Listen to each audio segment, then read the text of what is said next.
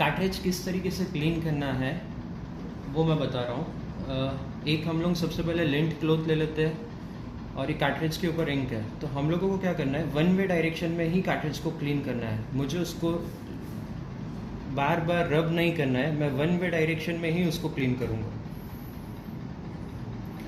ना तो मुझे ऊपर थिनर रिड्यूसर कुछ भी डाल के उसको क्लीन नहीं करना। देखिए इससे ज़्यादा करके क्लीन हो जाएगा।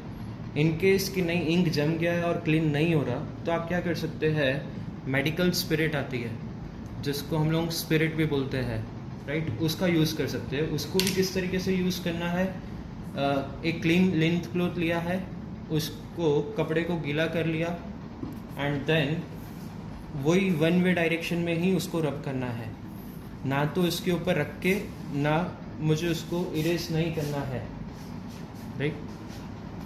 एक बार ये हो गया। अगर आपको लग रहा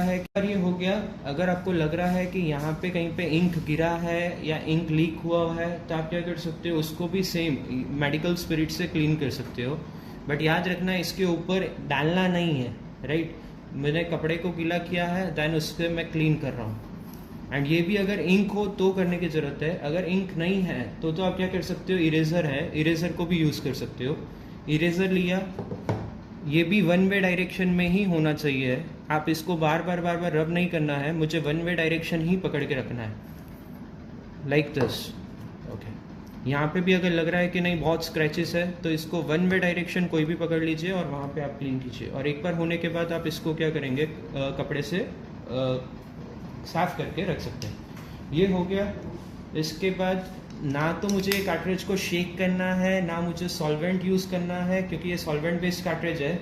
शेक करोगे तो नोजल्स एकदम छोटे होते हैं, तो वो डैमेज हो जाता है, नहीं करना है। और जब आप लोगों का वर्क कंप्लीट हो जाता है तो आप उसको निकाल के इस डायरेक्शन में रख देना, इससे आपके कार्ट्रिज सेफ रहेगा।